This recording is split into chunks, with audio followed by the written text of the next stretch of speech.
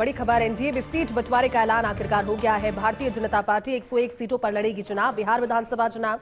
तो वहीं जेडीयू भी 101 सीटों पर ही चुनाव लड़ेगी। एलजेपीआर 29 सीटों पर लड़ेगी चुनाव, तो वहीं आरएलएम 6 सीटों पर लड़ेगी चुनाव। एचएएम 6 सीटों पर चुनाव लड़ेगी। धर्मेंद्र प्रधान ने सीट शेयरिंग का ऐलान किया। आज सुबह से ही, इनफैक्ट कल से लगातार बैठकों का दौर जारी है, जिसमें सीट शेयरिंग के मसले पर लगातार मंथन किया जा रहा था। और ये गहन मंथन इस निष्कर्ष के तौर पर अब सामने आए हैं। हालांकि पर्सेंटेज ने पहले भी संकेत आपको दी थी कि लगभग भारतीय जनता पार्टी के हिस्से 101 से 103 सीटें आ सकती हैं, और वैसा ही लगभग जो सटीक अंदाजा है इसमें सामने आया है।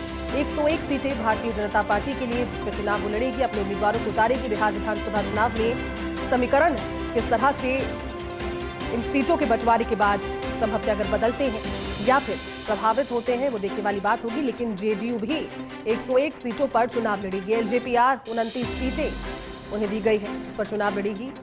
आरएलएम 6 सीटों पर चुनाव लड़ेगी। और दूसरी ओर बिहार विधानसभा चुनावों को लेकर अब प्रधानमंत्री नरेंद्र मोदी की अध्यक्षता में बैठक शुरू हो गई है, क्योंकि अब सीटें सभी के सामने है। भारतीय जनता पार्टी 101 सीटों पर चुनाव बिहार विधानसभा में लड़ने वाली है। लिहाजा अब प्रधानमंत्री की अध्यक्षता में जो उम्मीदवार होंगे, इन 101 विधानसभा सीटों के लिए विजिबिलिटी के फैक्टर को ध्यान में रखते हुए उनके नामों पर मंथन गहनता से किया जा रहा है। तो बीजेपी केंद्रीय चुनाव समिति की बैठक, प्रधानमंत्री मोदी की अध्यक्षता में मीटिंग। जेपी नड्डा, अमित शाह, राजनाथ सिंह मौजूद हैं। देवेंद्र फडणवीस, संग्राम चौधरी समेत अन्य नेता भी मौजूद हैं। तस्वीरें आप देख रहे हैं। प्रधानमंत्री नरेंद्र मोदी जब पहुंचे उस समय की तस्वीरें, क्योंकि अब 101 सीटें जिस पर भारतीय जनता पार्टी विधानसभा का चुनाव बिहार में लड़ने वाली है। और ऐसे 101 सीटों पर जो उम्मीदवार है, फैक्टर सबसे बड़ा भारतीय जनता पार्टी जिस फैक्टर को लेकर काम करती है वो है विनिबिलिटी, यानी कि जिताऊ उम्मीदवारों पर भारतीय जनता पार्टी ने 101 सीटों के लिए दाव चलने वाली है। सबसे खास बात यह है कि भारतीय जनता पार्टी के लिए तो वैसे भी कहा जाता है कि चुनावी मोड में भारतीय जनता पार्टी 24 घंटे और 365 दिन रहती है।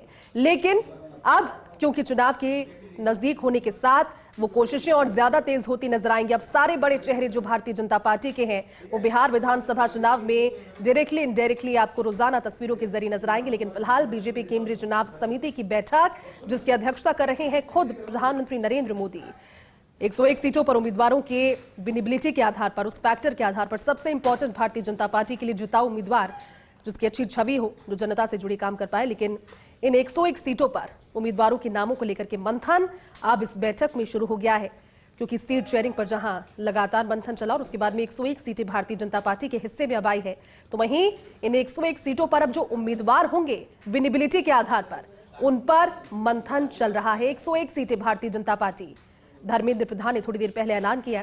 सीट शेयरिंग को लेकर के जो तस्वीर थी वो क्लियर हो गई। एनडीए में सीट बंटवारे के ऐलान के साथ अब जो भारतीय जनता पार्टी है उसकी कोशिशें इन सभी 101 सीटों पर, और साथ ही जो संगठक दल है, जो साथी दल है, उनके साथ में बिहार विधानसभा चुनावों में जीत की तरफ, फतह की तरफ आगे बढ़ने की पूरी हर संभव कोशिश की जा रही है। प्रत्याशियों के नाम की घोषणा कर रहे हैं। अब आप देखिए कि ये जो चेहरे नजर आ रहे हैं, विनोद तावड़े मुस्कुराते हुए, धर्मेंद्र प्रधान मुस्कुराते हुए नजर आ रहे हैं, अमित शाह जो बहुत कम मुस्कुराते हुए नजर आ रहे हैं वो मुस्कुरा रहे हैं। ये मैसेजिंग ऐसी है कि सब कुछ बहुत सामान्य है और हम लोग जीतने जा रहे हैं, एनडीए बहुत अच्छे नंबरों से जीतेगी। जबकि अंदर खाते की बात यह है कि पहली बार शुरुआत में ऐसा हुआ कि ग्रुप में बैठक नहीं हुई।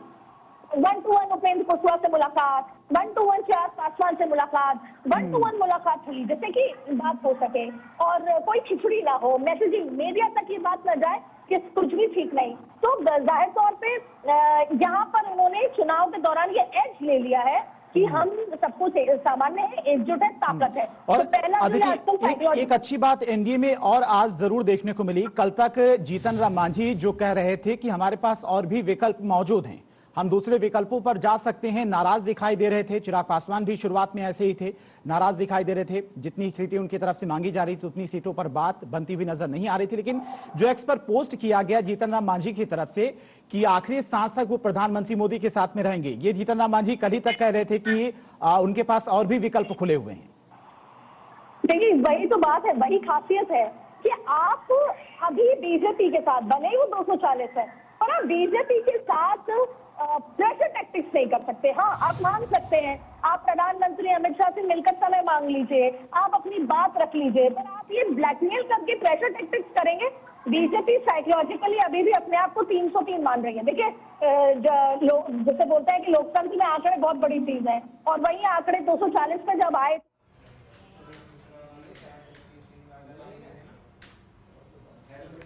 तो देखिए, फिलहाल प्रधानमंत्री नरेंद्र मोदी की अध्यक्षता में ये बैठक जारी है। इस बैठक में 101 विधानसभा सीटों पर जो भारतीय जनता पार्टी की है उस पर उम्मीदवारों को लेकर के मंथन किया जा रहा है। जब प्रधानमंत्री पहुंचे वहां पर उस समय की तस्वीरें ये आप देख रहे हैं, जिनके स्वागत के लिए सभी, और जिस तरह से अदिति अभी जिक्र भी कर रही थी।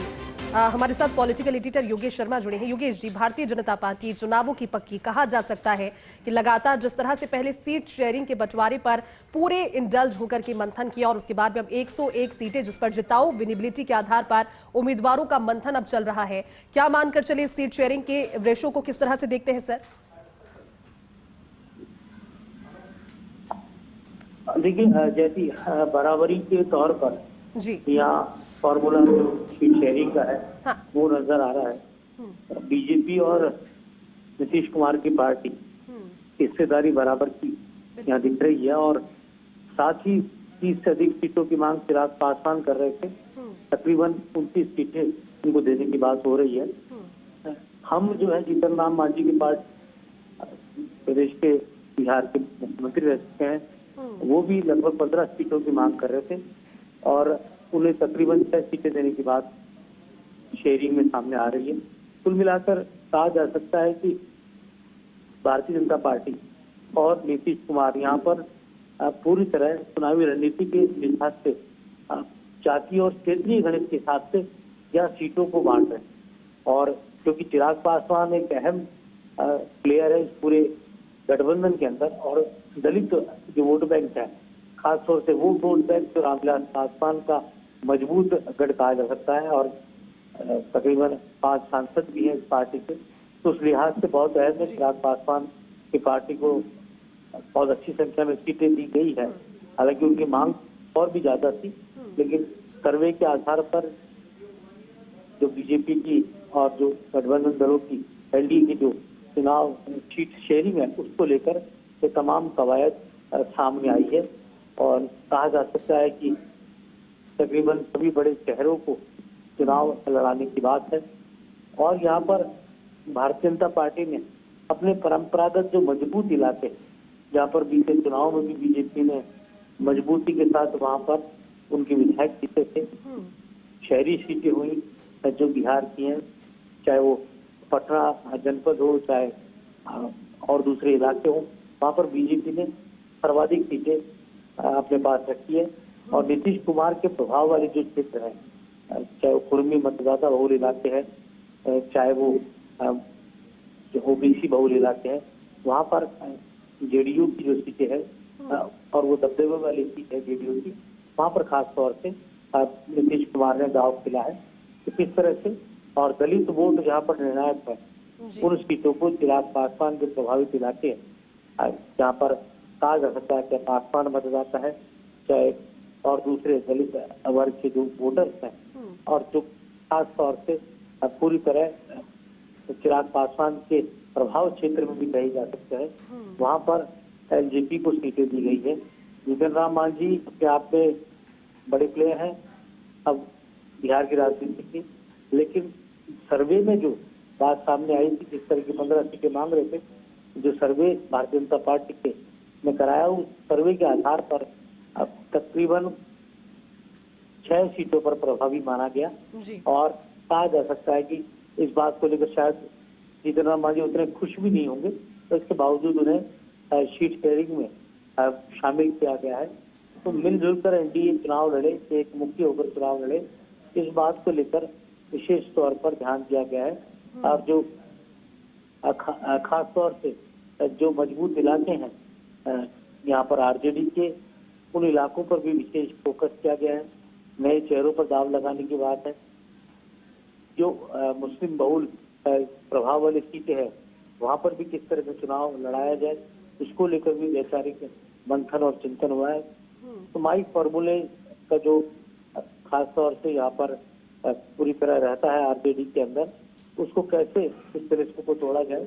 आपको ध्यान है कि तेजस्वी की पार्टी बीते विधानसभा चुनाव में भी सबसे ज्यादा सीटें आरजेडी ने ली थी। सरकार में वो मुख्यमंत्री नहीं बन पाए, लेकिन इसके बावजूद सर्वाधिक सीटें लेकर आरजेडी आई थी। तो ऐसे में बीजेपी और जेडीयू मिलकर जिस तरह की गणित वहां पर दिख रही है, जो एनडीए का कुनबा है, वो इस बात को लेकर तो आश्वस्त है। और ओपिनियन पोल में जिस तरह से बीजेपी गठबंधन को बढ़त बताई गई है, उससे भी उत्साहित है। और एक एक चीज पर पूरी सीईसी ने कशमकश की है। और धर्मेंद्र प्रधान बिहार के चुनाव इंचार्ज, जिन्होंने बिहार जाकर एक एक सीट पर चिंतन मनन किया, गठबंधन सहयोगी दलों से मुलाकात की, वोट शेयरिंग के मुद्दे पर एक लंबी जद्दोजहद भारतीय जनता पार्टी के नेताओं ने की है। उसका नतीजा यह है कि एक फॉर्मूला तैयार किया गया, उस फॉर्मूले के तहत ही सीटों का बंटवारा किया गया है। जी ठीक है योगेश जी, बहुत बहुत शुक्रिया इस पूरी बातचीत के लिए, इस पूरे विश्लेषण के लिए।